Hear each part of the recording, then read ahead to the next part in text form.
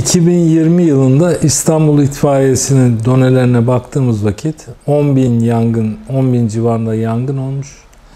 Bunun %40'ı evlerde olmuş. Yani ev yangınları aslında çok büyük rakamlara ulaşıyor.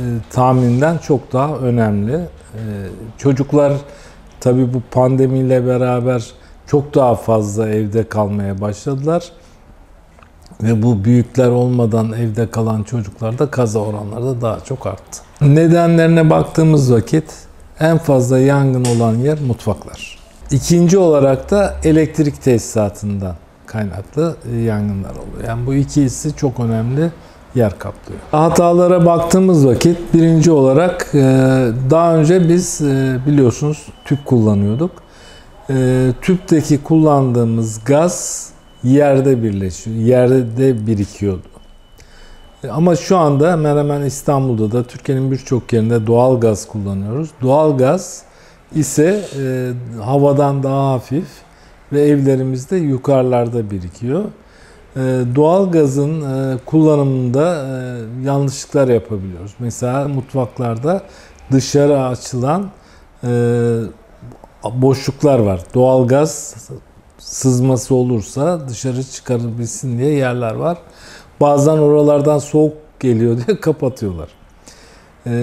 Bir de biz doğal gazı aslında kokusuz bir gaz ama doğal gaz evde biriktiği zaman fark edelim diye sarımsak kokusuna benzer, çürümüş yumurtaya benzer bir koku özellikle veriliyor içine.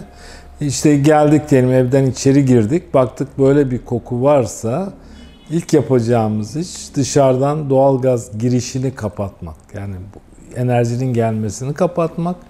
İkinci olarak da eve girdiğimizde kesinlikle elektrik düğmesini ne açacağız ne kapatacağız. Hangi durumdaysa o durumda bırakacağız ve pencereleri açacağız. Sonradan da dışarı çıkacağız. Çünkü gazdan zehirlenmemek için. Bunu yapılmıyor. Herhangi bir şekilde doğalgaz birikmişse, herhangi bir patlama olduğunda 10 bara yakın bir patlamayla duvarlar, içindeki eşyalar ve oradaki insanla beraber uçuyor. Yani böyle birçok vaka var. Birinci olarak bu tür patlamalar görülüyor doğalgazlardan kaynaklanan. Yangında en önemli olaylardan birisi de kızgın yağ yangınları da çok yer kaplıyor. Tavada kızgın yağ, eğer biz bir patlıcan, özellikle patlıcan yangınları diye mevsim varmış İstanbul'da zamanında. Orada çok fazla yandığı için, ısıtıldığı için patlıcan az su alsın diye bayanlar öyle fazla yağ çekmesini istemiyorlar. Fazla ısıtıyorlar. Alev alabiliyor ya. İşte alev aldığı zaman bizim yapmamız gereken, bilmemiz lazım. Ne yapmamız lazım? Onun tencerenin kapağı veya tavanın kapağı hazır olması lazım.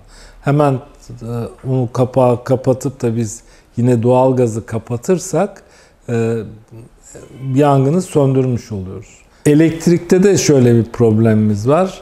Elektrik tesisatları zayıf olabiliyor. İşte veyahut da başka yerlere ara kabloyla elektrik taşınıyor ve ona takılmayla falan bir yangınlar yine karşılaşabiliyoruz. Çocuklar tabii şu anda televizyonlarda falan böyle bir yangın görünüşü güzel, böyle rengarenk falan diye çocuklar bazen özenebiliyorlar. Çocuklara ateşin rengini ve şeyini göstermememiz lazım. Çocuklar tutuşturabiliyorlar. Çakmakmış, kibrit olmaması lazım.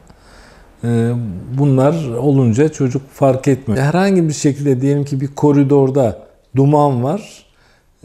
O koridora girmeyeceksin. Çünkü yangının hangi hızla ilerleyeceğini sen fark edemiyorsun. Yani diyorsun ki çok kısa bir alan, ben buradan geçebilirim diyorsun ama yangın bir anda çok hızlı ilerleyebilir. Bunu da düşünerek o tür duman olan yerlere girme.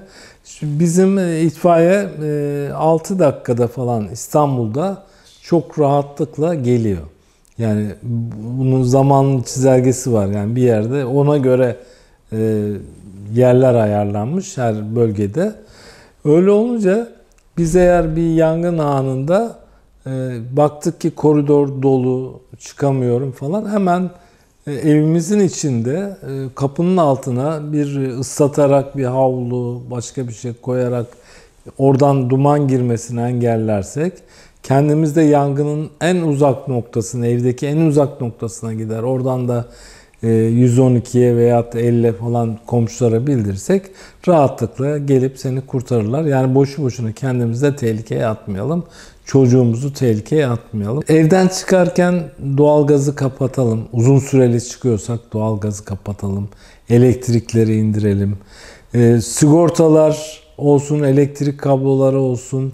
Mutlaka sağlıklı, iyi markalarınki olması lazım. Bu dedektör dediğimiz duman dedektörleri çok gelişti. Fiyatları çok ucuzladı. Onların mutfaklarda var. Hatta bütün odalara koymakta yarar var.